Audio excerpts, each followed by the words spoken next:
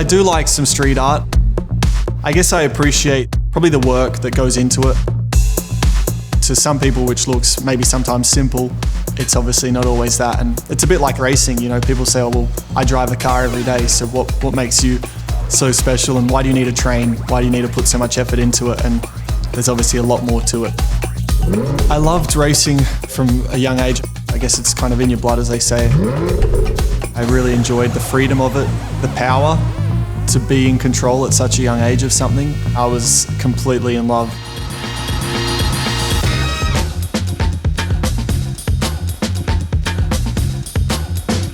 Growing up in Perth, you know, I was always happy here. Even like a kind of young teenager, I was always like, yeah, I'm, you know, going to stay in Perth my whole life. Very much attached to the city. What I love about coming home is obviously catching up with friends and family. I feel completely detached from the racing world. This is my 10th year on the road, so I've kind of got used to that. The first time I got to drive a go-kart, you know, I was 8, 9 years old. You're out on the track, you're going, whatever, 80 kilometers an hour, and there's no one can touch you. That freedom, control, and that little bit of power, that's a cool feeling. I remember even when I was 15, 16, you know, those last couple of years of school, I was scratching my head because I was like, I'm not really passionate about anything in particular. There was probably a switch, you know, around 17, me growing up as well, like you hit a bit of a maturity switch as well, and that kind of made me realise this was a realistic thing for me. Mum and Dad still get crazy nervous when I race, but that'll never change. I love two wheels, but it was never a realistic option.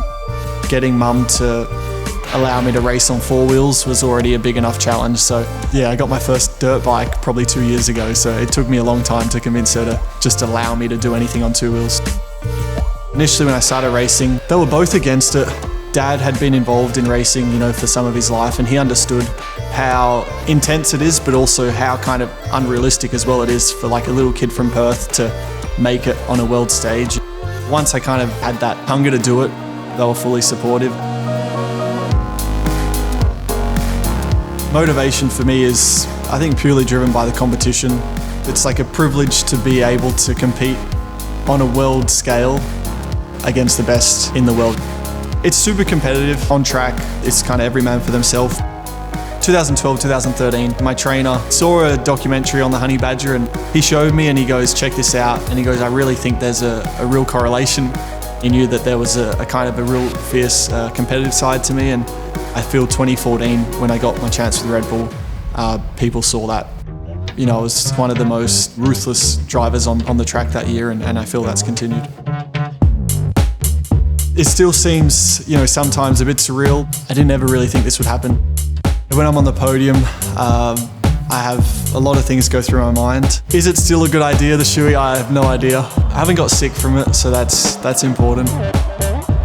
I didn't think it would take off like it did. I just wanted to break the ice because you see so many drivers up there, and like you've got a podium, you know, whether it's first, second or third, you've done pretty well. I think back to where it all started, or the bad days where you wanted to kind of throw it all in, and then you look down and see everyone cheering. That is definitely worth it. Okay, Paul. It doesn't make sense for me when people don't do something they're passionate about. Whoa, whoa. I'm not saying you need to be famous or make it on a world stage in what you do, but just do something that you love doing. Wow, that's really cool. I mean, besides that part, it's really cool. I think if there's one thing I want to be remembered for, there's someone who put everything into it. What makes me happy on a Sunday after a race is leaving, you know, just saying, flying home with no regrets.